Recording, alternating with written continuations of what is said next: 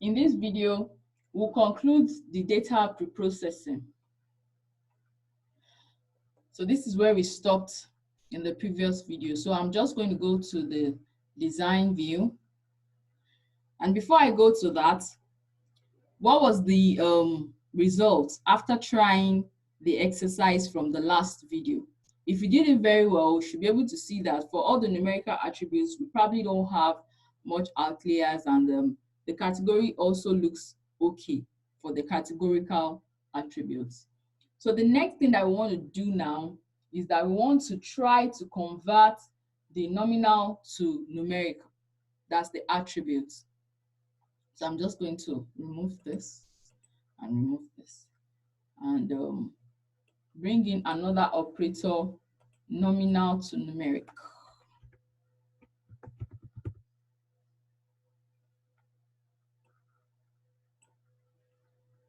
Okay. Nominal to numeric, and click on it, click here and click on a subset.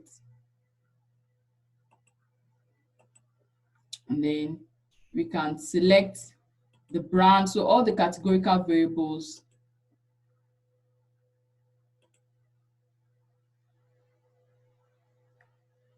that we are going to be using are there. So you just select them. So we are using brand, we are using gender. So while holding your control key down, you can just select everything.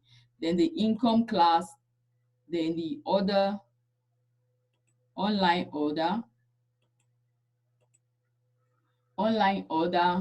owns car, product class, product size,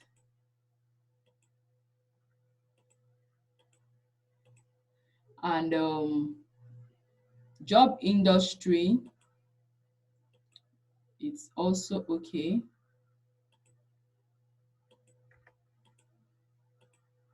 We are not using the job title because there are too many.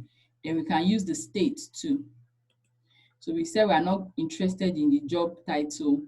And then like the disease indicator, we already made decision concerning it earlier that it's all N, no, all through. So since all the rows have N, we can't use them. So the next thing is to apply. Okay. So let's see what that looks like. The output of the converting to numeric, that's creating dummy variables from the categorical variables. So I'll just run that. So we have an idea of what the output looks like. That's converted them to dummy variables, and the categories have been put, the new categories created, the new names, sorry, of the attributes created have been put up here. And then we have, the binary variables right there. So the next thing is to normalize. I'm just following the solution steps that we talked about earlier. So now, and how do we know that these are the steps to follow anyway? It depends on the technique that we are solving. It's because we know that this is a clustering technique. We need to be careful for outliers.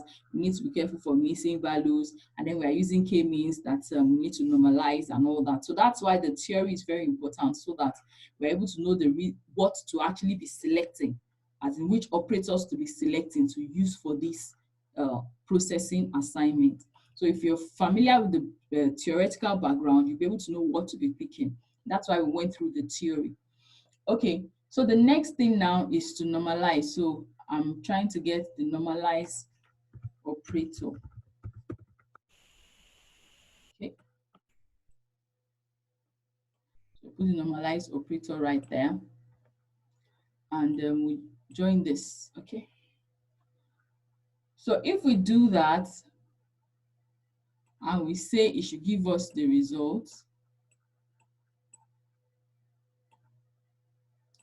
we can run this and see what the output will look like. Okay, so we can see that this has been normalized. But if you don't want the categorical variables to also be normalized because you have already domified them. So there's no need to normalize them again. Probably just want to select the attributes that you want to normalize. So you select only the numeric attributes, list price, tenure.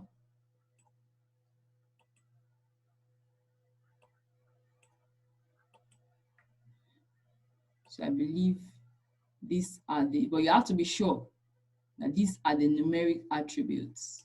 And then can move them right there, apply. So if you run this again, you will see that it's only the numeric attributes that has been normalized. The categorical still remains 0 and 1, which is okay because it's numeric already and it's between 0 and 1.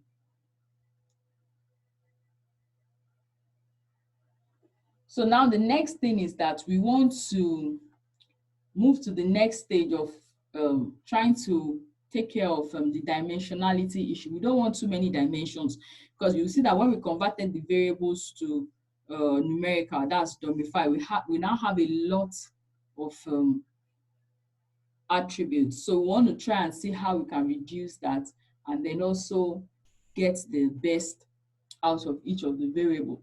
So in order to do that, we are just going to use, there are several other dimensionality reduction techniques, but we just look at the correlation, we just use correlation metrics here, particularly because we are using Euclidean distance and we don't want, so it's if the attributes are highly correlated, because it's a disadvantage, this is a disadvantage when we are using the Euclidean distance for our k-means. So that's why we have zeroed down on using correlation metrics to find highly correlated attributes and then we remove them. We don't use them. So that's a way to actually reduce the dimension. So I'm just going to go straight back to the design and bring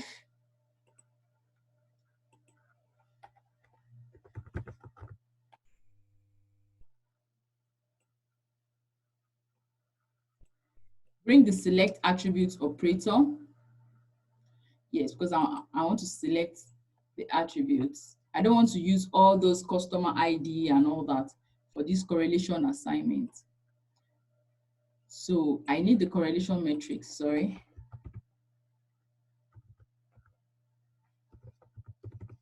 The correlation matrix operator, I need it. Okay. So it's right there. So I can just put this right here. And let's see all the outputs that we can get. We want to see all the outputs available. We want to see the correlation matrix. We even want to see the weight. We want to see every output available. So after that is done, I'll just click on run. So the first one that it has given us is the weight, but let's look at the correlation matrix. Okay.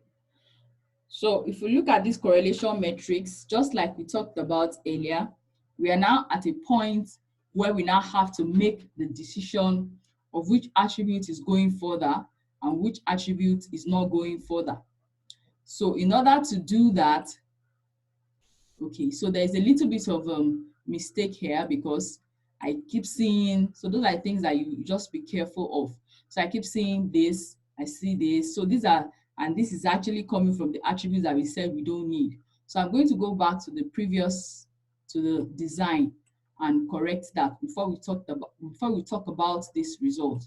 So in order to correct that, we come to this select attribute. So we just use all the attributes. We don't want that. We want to use a subset of the attributes. So those are the attributes that we have domified. So we are not using country, we are not using customer ID, we are not using customer ID, disease indicator, all these ones, we are not using them. Then you select all these other ones.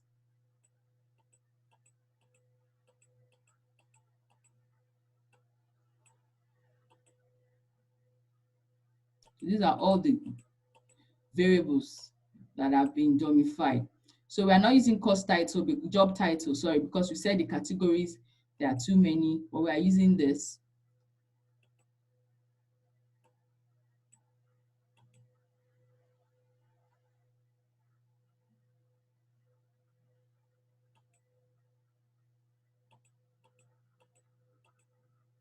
I'm not using product ID.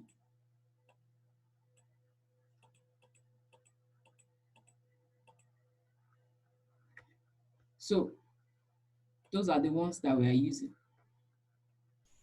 And then we can click on apply. So let's run the process all over and check the correlation matrix. So we should not have question mark. You can see that we don't have question mark as we had earlier. So now the next thing now is to now make the decision on what exactly, which attribute is going forward. And to make that decision easy for us, we need to interpret what does this correlation matrix, what exactly does it mean? So, and the meaning, what's the implication moving forward? For correlation metrics that is in RapidMiner, it uses Pearson coefficient. So we are just going to go to the PowerPoint to explain the Pearson coefficient. Okay.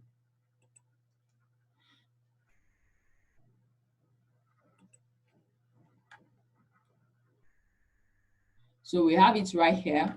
So what we are looking out for now is those values that we have that's in the correlation matrix.